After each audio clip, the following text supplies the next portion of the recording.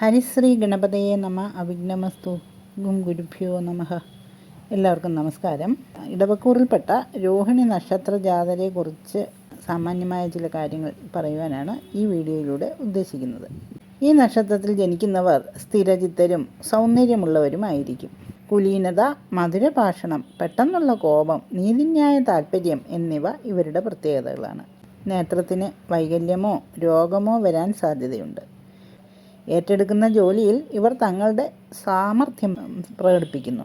ചന്ദ്രൻ ഉച്ചസ്ഥനാണല്ലോ ഈ രാശിയിൽ. അതുകൊണ്ട് തന്നെ ആയിരിക്കാം മാതാവുമായി ഇവർക്ക് നല്ല ബന്ധമായിരിക്കും.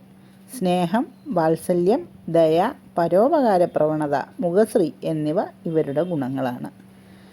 ശ്രീകൃഷ്ണൻ്റെ ജന്മനക്ഷത്രം എന്ന പേരിൽ പ്രസിദ്ധമാണല്ലോ ഈ നക്ഷത്രം. രോഹിണി നക്ഷത്രക്കാരായ സ്ത്രീകളാകട്ടെ സ്ത്രീ സഹജമായ ഗുണങ്ങളുടെ വിളനിലമായിരിക്കും. തിരുവാതിര, പൂയം, മകം, മൂലം, പൂരാടം, ഉത്രാടം, ആദ്യപാദം എന്നിവയാണ് ഇവർക്ക് പ്രതികൂലമായ നക്ഷത്രങ്ങൾ. ഇവർ രാഹു, ശനി, കേതു എന്നീ ദശാകാലങ്ങളിൽ ഇവർക്ക് പൊതുവെ അശുഭമായിരിക്കും. ഇക്കാലത്ത് ഇവർ വിധിപ്രകാരം ദോഷപരിഹാരങ്ങൾ അനുഷ്ഠിക്കേണ്ടതാണ്. രോഹിണി നക്ഷത്ര ജാതർ പതിവായി ചന്ദ്രനെയും ചന്ദ്രൻ്റെ ദേവതകളെയുമാണ് ഭജിക്കേണ്ടത്. ചന്ദ്രപ്രീതികരങ്ങളായ മന്ത്രങ്ങൾ, സ്തോത്രങ്ങൾ എന്നിവ ജപിക്കുക, തിങ്കളാഴ്ച വ്രതം അനുഷ്ഠിക്കുക എന്നിവയൊക്കെ ഉത്തമമാണ്. തിങ്കളാഴ്ചയും രോഹിണി നക്ഷത്രവും പൗർണമിയും രോഹിണി നക്ഷത്രവും എന്നിങ്ങനെയുള്ള ദിവസങ്ങൾ വന്നാൽ അന്ന് വ്രതം അനുഷ്ഠിക്കുന്നതും ചന്ദ്രപൂജ നടത്തുന്നതും ഇവർക്ക് വളരെ പ്രയോജനം ചെയ്യും. ജാതകത്തിൽ ചന്ദ്രന് പക്ഷബലമുള്ളവർ ദുർഗാദേവി ഭജനം, ക്ഷേത്രദർശനം എന്നിവയും പക്ഷബലമില്ലാത്തവർ ഭദ്രകാളി ഭജനം, ക്ഷേത്രദർശനം എന്നിവയും നടത്തണം. പൗർണമി നാളിൽ ദുർഗാക്ഷേത്ര ദർശനവും അമാവാസി നാളിൽ ഭദ്രകാളി ക്ഷേത്ര ദർശനവും ചെയ്യാം. രോഹിണി നക്ഷത്രക്കാർക്ക് അഭികാമ്യമായ നിറങ്ങൾ വെള്ള, ചന്ദന നിറം മുതലായവയാണ്. രാശ്യാധിപനായ ശുക്രനെ പ്രീതിപ്പെടുത്തുന്ന കർമ്മങ്ങൾ ഇവർ അനുഷ്ഠിക്കുന്നത് അഭികാമ്യമാണ്. രോഹിണി നക്ഷത്രത്തിൻ്റെ ദേവത ബ്രഹ്മാവാണ്. ഓം ബ്രഹ്മണേ നമ എന്ന മന്ത്രം ഇവർക്ക് എന്തുകൊണ്ടും ജപിക്കുന്നത് നന്നായിരിക്കും. നക്ഷത്രമൃഗം പാമ്പാണ്. വൃക്ഷം ഞാവൽ, ഗണം മനുഷ്യഗണം, യോനി സ്ത്രീയോനിയാണ്, പക്ഷി പുള്ളാണ്, ഭൂതം ഭൂമിയാണ്. ഇനി ഇവരുടെ ദശാകാലം നമുക്ക് നോക്കാം. രോഹിണി നക്ഷത്ര ജാതർ ചന്ദ്രദശയിലാണ് ജനിക്കുന്നത്. ഇവർ ജനിക്കുമ്പോൾ രോഹിണി നക്ഷത്രത്തിൽ ചന്ദ്രൻ എത്ര ചെന്നു എന്ന് മനസ്സിലാക്കി വേണം ശിഷ്ടദശ അവർ തുടർന്ന് ജീവിതത്തിൽ അനുഭവിക്കേണ്ടത് എന്ന് മനസ്സിലാക്കുവാൻ. അപ്പോൾ രോഹിണി ആദ്യപാദത്തിലൊക്കെയാണ് ജനനമെങ്കിൽ കൂടുതലും ഇവർ അനുഭവിക്കേണ്ടി വരും. അതല്ല, രോഹിണി നക്ഷത്രം ചന്ദ്രൻ രോഹിണിയുടെ അവസാന പാദത്തിലൊക്കെ ആണെങ്കിൽ കുറച്ചൊരു കാലമാണ് ചന്ദ്രദശ അനുഭവിക്കേണ്ടത്. അപ്പോൾ ഈ ചന്ദ്രദശ ഗുണമാണോ ദോഷമാണോ എന്ന് മനസ്സിലാക്കുവാൻ ജാതകത്തിൽ ചന്ദ്രൻ്റെ പക്ഷബലം നോക്കണം. ചന്ദ്രൻ പക്ഷബലത്തോടു കൂടിയാണ് നിൽക്കുന്നതെങ്കിൽ ഇവർക്ക് ഗുണഫലങ്ങൾ അനുഭവിക്കാം. അതുപോലെ ഭാവസ്ഥിതിയും നോക്കണം. ഏത് ഭാവത്തിലാണോ എന്നൊക്കെ മനസ്സിലാക്കിയിട്ട് ചന്ദ്രൻ്റെ ഗുണഫലങ്ങൾ മനസ്സിലാക്കണം.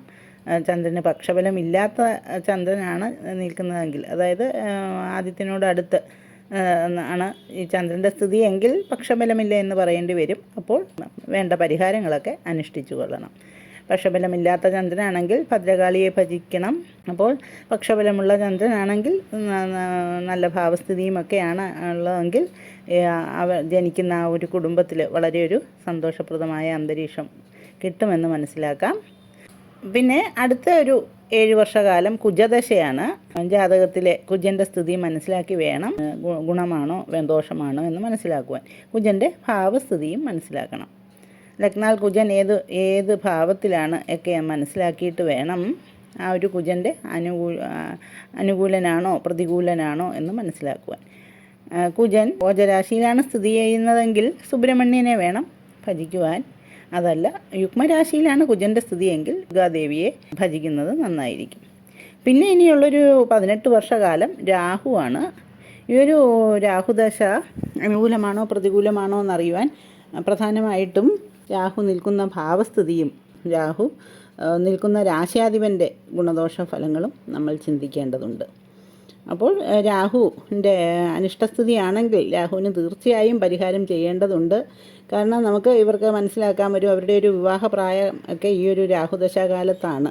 അപ്പോൾ രാഹുവിൻ്റെ അനിഷ്ടസ്ഥിതി ഉണ്ടെങ്കിൽ തീർച്ചയായിട്ടും രാഹുവിന് വേണ്ട പരിഹാരങ്ങൾ ചെയ്യേണ്ടതുണ്ട്. പരിഹാരങ്ങൾ ആചാര്യന്മാർ നിർദ്ദേശിച്ചിട്ടുണ്ട്. അത് മനസ്സിലാക്കി രാഹുവിന് നിർബന്ധമായിട്ടും രാഹുവിൻ്റെ ആ ഒരു പ്രീതി ആവശ്യമാണ്. കാരണം ഇവരുടെയൊക്കെ ഒരു വിവാഹപ്രായമാണ് ഈ രാഹുദശ എന്ന് മനസ്സിലാക്കണം. അത് ചെറുപ്പകാലത്ത് തന്നെ ഇത് മനസ്സിലാക്കി നമ്മൾ വേണ്ട പരിഹാരങ്ങളൊക്കെ ചെയ്യുകയാണെങ്കിൽ വളരെ വേഗം ഈ രാഹുപ്രീതി ഉണ്ടാക്കുവാൻ കഴിയും എന്ന് മനസ്സിലാക്കണം. അതുകൊണ്ട് ആദ്യമേ തന്നെ രാഹുവിൻ്റെ ഒരു ഗുണദോഷം ചിന്തിക്കേണ്ടത് ആവശ്യമാണ്. ഒരു വിവാഹപ്രായം എത്തുമ്പോഴാണ് ഇപ്പോൾ എല്ലാവരും ജാതകമൊക്കെ മനസ്സിലാക്കുന്നത്. അപ്പോഴത്തേക്കും നമ്മൾ ചെറുപ്പത്തിൽ ഒരു പ്രാവശ്യം ചെയ്ത് ദോഷം തീർക്കേണ്ടത് പിന്നെ പല പ്രാവശ്യം അത് ചെയ്ത് ദോഷം തീർക്കേണ്ടതായിട്ട് വരും. അപ്പോൾ ആദ്യം തന്നെ ഈ രാഹുവിൻ്റെ ഒരു സ്ഥിതി മനസ്സിലാക്കുകയാണെങ്കിൽ നമ്മൾ ആദ്യമേ തന്നെ കുട്ടിയെ പ്രായപൂർത്തിയം എത്തുന്നതിന് മുമ്പ് തന്നെ വേണ്ട പരിഹാരങ്ങളൊക്കെ ചെയ്യുകയാണെങ്കിൽ അത് അതിൻ്റെ ആ ഒരു തടസ്സഭാവങ്ങളൊക്കെയാണ് നിൽക്കുന്നതെങ്കിൽ രാഹുവിൻ്റെ സ്ഥിതിയെങ്കിൽ അത് പൂർണ്ണമായിട്ടും നമുക്ക് പരിഹരിക്കാൻ കഴിയുമെന്ന് മനസ്സിലാക്കണം. ഈ രോഹിണി നക്ഷത്രക്കാരെ സംബന്ധിച്ചിടത്തോളം അതൊരു വളരെ ആവശ്യമാണ്. കാരണം ഇവരുടെ ഒരു വിവാഹ പ്രായമാകുമ്പോഴുള്ള ആ ഒരു ദശ രാഹുദശയായിരിക്കാം മിക്കവാറും. അതുകൊണ്ട് ഈ രാഹുദശയിൽ രാഹുവിൻ്റെ അനിഷ്ടസ്ഥിതിയാണോ ഇഷ്ടസ്ഥിതിയാണോ എന്ന് മനസ്സിലാക്കേണ്ടത് വളരെ ആവശ്യമാണ്. സർപ്പക്ഷേത്രങ്ങളിലും സർപ്പസന്നിധികളിലുമൊക്കെ കുട്ടിയെ കൊണ്ട് ദർശനം നടത്തുകയും വേണ്ട വഴിപാടുകൾ ചെയ്യുകയും വേണം. നാഗരാജാവിനെയും നാഗയക്ഷിയൊക്കെയാണ് ഈ രാഹുപ്രീതിക്കായിട്ട് ദർശിക്കേണ്ടതും വഴിപാടുകൾ നടത്തേണ്ടതും. പിന്നെയുള്ളൊരു 16 വർഷക്കാലം വ്യാഴദശയാണ്. ഈ വ്യാഴദശയിൽ വ്യാഴത്തിൻ്റെ ആനുകൂല്യമാണോ പ്രതികൂലമാണോ എന്ന് മനസ്സിലാക്കി മഹാവിഷ്ണു ക്ഷേത്രങ്ങളിൽ വേണ്ട പരിഹാരങ്ങൾ ചെയ്യേണ്ടതുണ്ട്. പിന്നെ അടുത്ത ഒരു 19 വർഷക്കാലം ശനിദശയാണ്. ശനിദശയിൽ അനുകൂലമാണോ പ്രതികൂലമാണോ എന്ന് മനസ്സിലാക്കുവാൻ ജാതകത്തിലെ ശനിയുടെ സ്ഥിതി മനസ്സിലാക്കണം. ശനി പ്രീതിപ്പെടുത്തുവാനായിട്ട് ശാസ്താക്ഷേത്രങ്ങളിലാണ് ദർശനം നടത്തേണ്ടത്. പിന്നെയുള്ള ഒരു 17 വർഷക്കാലം ബുധനാണ്. ഈ ബുധനെ പ്രീതിപ്പെടുത്തുവാനായിട്ട് അവതാര വിഷ്ണുവിൻ്റെ ക്ഷേത്രങ്ങളിൽ ദർശനം നടത്തുകയും വേണ്ട വഴിപാടുകൾ നടത്തുകയും വേണം. പിന്നെ ഉള്ള ഒരു 7 വർഷക്കാലം കേതുദശയാണ്. കേതുവിന് ഹേതു വേണ്ട എന്നാണ് പറയുന്നത്. അപ്പോഴത്തേക്കും ഇവർക്കൊരു റിട്ടയർഡ് ലൈഫൊക്കെ ഉള്ള ഒരു സമയമായിരിക്കുമല്ലോ. അപ്പോൾ ചില അസുഖങ്ങളും ഒക്കെ പിടിപെടാനൊക്കെ ഉള്ളൊരു സാധ്യത കണക്കിലെടുത്ത് ഗണപതിയെ ഭജിക്കുകയും ഗണപതി ഹോമം നാൾതോറും നടത്തുകയൊക്കെ ചെയ്യുന്നത് നന്നായിരിക്കും. പിന്നെയുള്ള 20 വർഷക്കാലം ശുക്രദശയാണ്. ശുക്രൻ്റെ ജാതകത്തിലെ സ്ഥിതി മനസ്സിലാക്കി വേണ്ട പരിഹാരങ്ങൾ ചെയ്യേണ്ടതുണ്ട്. പ്രതികൂലമാണെങ്കിൽ ശുക്രനെ പ്രീതിപ്പെടുത്തുവാനായിട്ട് ദേവീ സന്നിധികളിൽ പ്രാർത്ഥിക്കേണ്ടതുണ്ട്. പിന്നെ ഒരു 6 വർഷക്കാലം ആദിത്യദശയാണ്. അപ്പോൾ ഇതൊക്കെ ഒരു 120 വർഷം വരെയുള്ളൊരു ദശായുസാണ് ആചാര്യന്മാർ പറഞ്ഞിരിക്കുന്നത്.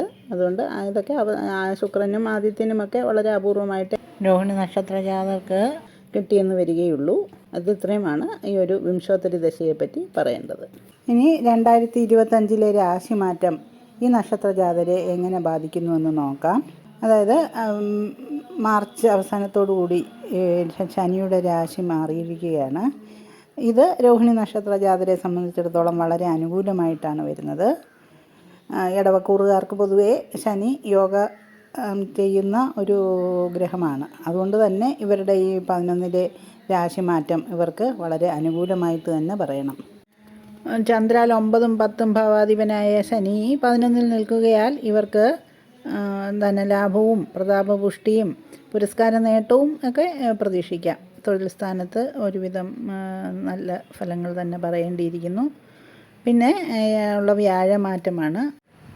പ്രപഞ്ചശക്തികൾക്ക് ചൈതന്യം പകരുകയും ലോകഗതിയെയും സമൂഹത്തെയും വ്യക്തിജീവിതത്തെയും ഒരുപോലെ സ്വാധീനിക്കുകയും ചെയ്യുന്ന വ്യാഴത്തിൻ്റെ ഈ 2ലേക്കുള്ള രാശിമാറ്റം എന്തുകൊണ്ടും രോഹിണി നക്ഷത്ര ജാതകർക്ക് ഗുണം തന്നെയാണ്. അവരുടെ ധനസ്ഥാനത്താണ് വ്യാഴം. അതിനാൽ ഇവർക്ക് ധനലാഭം, ശത്രുനാശം എന്നിവയാണ് ഫലം പറയേണ്ടത്. കുടുംബത്തിൽ അലോസരം കുറയും, കടമകൾ നിറവേറ്റും, ദാമ്പത്യ സുഖം, വിദ്യാർത്ഥികൾക്ക് ഗുണാനുഭവം, വിവാഹയോഗം, വിദേശയാത്രാഭാഗ്യം, ചില ശത്രുക്കൾ മിത്രങ്ങളാകുവാനുള്ളൊരു അവസ്ഥ, അതുപോലെ തന്നെ സന്തതികൾ മൂലം സന്തോഷിക്കും.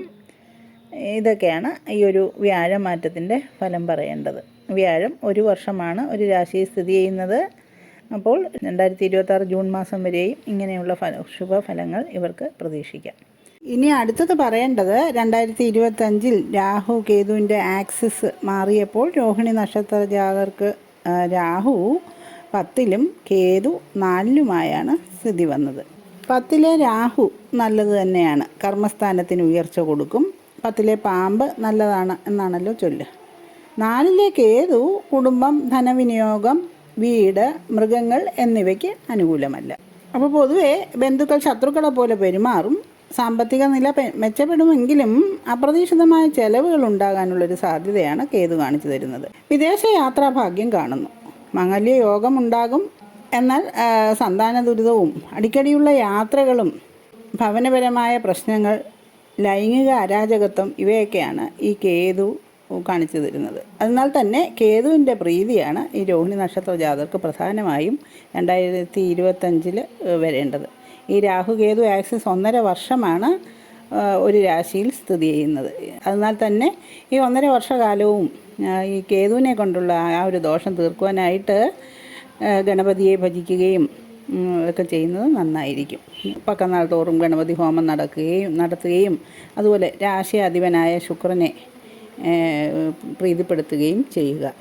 അതിനായിട്ട് ദേവീക്ഷേത്രങ്ങൾ, ദുർഗാദേവീ ക്ഷേത്രങ്ങളിലൊക്കെ ഭജനം ചെയ്യുന്നത് എന്തുകൊണ്ടും നന്നായിരിക്കും. പിന്നെ അവനവൻ്റെ ജാതകത്തിലെ ദശാപഹാരനാഥന്മാരെയും കൂടി പ്രീതിപ്പെടുത്തുകയാണെങ്കിൽ ഈ 2-ലെ വ്യാഴം ഒരുപാട് ഗുണം ഇവർക്ക് കൊണ്ടുതരാൻ തന്നെയാണ് കൂടുതലും സാധ്യത കാണുന്നത്. എന്നാൽ തന്നെ ഇവർക്ക് മാറ്റിവെച്ച കാര്യങ്ങളൊക്കെ അനുകൂലമാക്കി എടുക്കുവാൻ ഏറ്റവും പറ്റിയൊരു കാലമാണ്. പുനഃപരീക്ഷയിൽ വിജയശതമാനം വർദ്ധിക്കും. പ്രവർത്തന മേഖലകളിൽ അഭൂതപൂർവമായ പുരോഗതിയും സാമ്പത്തിക നേട്ടവും ഉണ്ടാകും. ആഗ്രഹ സാഫല്യത്താൽ ആത്മനിർവൃതി ഉണ്ടാകും. കലാകായിക രംഗങ്ങൾ, നറുക്കെടുപ്പ്, സമ്മാന പദ്ധതികൾ തുടങ്ങിയവയിൽ വിജയിക്കും. പദ്ധതി ആസൂത്രണ വിഭാഗത്തിൽ ഉൾപ്പെട്ടതിനാൽ കഴിവിൻ്റെ പരമാവധി പ്രകടിപ്പിക്കുവാൻ സാധിക്കും. നിയുക്ത പദവികളിൽ നിന്നും സ്ഥാനക്കയറ്റവും സ്ഥാനചലനവും ഉണ്ടാകും. ഗഹനമായ വിഷയങ്ങൾ ലളിതമായി അവതരിപ്പിക്കുവാൻ സാധിക്കും. ആദരവും വിനയവുമുള്ള സമീപനം മാർഗതടസ്സങ്ങളെ അതിജീവിച്ച് സർവകാര്യ വിജയം നേടുവാൻ ഉപകരിക്കും. പുരോഗതിയില്ലാത്ത ഗൃഹം വിൽപ്പന ചെയ്ത് ഭൂമി വാങ്ങി വാസ്തുശാസ്ത്രവിധി പ്രകാരം ഗൃഹനിർമ്മാണം തുടങ്ങും. നീതിന്യായങ്ങൾ നടപ്പിലാക്കുവാൻ നിയമസഹായം തേടും. ധർമ്മപ്രവൃത്തികൾക്കും പുണ്യപ്രവൃത്തികൾക്കും സർവാത്മനാ സഹകരിക്കും. അനാവശ്യമായ ആദിയും ദുസ്സംശയങ്ങളും ഒഴിവാക്കണം. കാര്യകാരണ സഹിതം സമർപ്പിക്കുന്ന അപേക്ഷകൾക്ക് അംഗീകാരം ലഭിക്കും. ഗൃഹനിർമ്മാണം പൂർത്തീകരിച്ച് ഗൃഹപ്രവേശന കർമ്മം നിർവഹിക്കും. മുടങ്ങിക്കിടപ്പുള്ള വഴിപാടുകൾ ചെയ്തു തീർക്കുവാൻ ഇടവരും. സമ്മാന പദ്ധതികളിലും നറുക്കെടുപ്പിലും വിജയിക്കും. പ്രവർത്തന മണ്ഡലങ്ങളിൽ കാലാനുസൃതമായ മാറ്റങ്ങൾ വരുത്തുന്നത് നന്നാവും. വ്യവസ്ഥകൾക്ക് അതീതമായി പ്രവർത്തിക്കുവാൻ സാധിച്ചതിനാൽ പ്രോത്സാഹന സമ്മാനം ലഭിക്കാനുള്ള സമയമാണ്.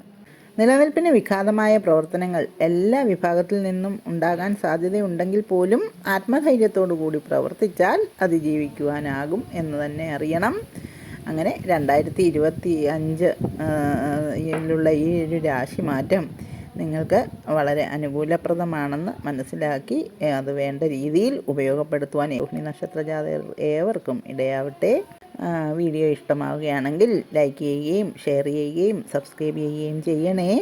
ജ്യോതിഷ സംബന്ധമായ നിങ്ങളുടെ സംശയങ്ങൾക്ക് എൻ്റെ വാട്സാപ്പിൽ ബന്ധപ്പെടാവുന്നതാണ്.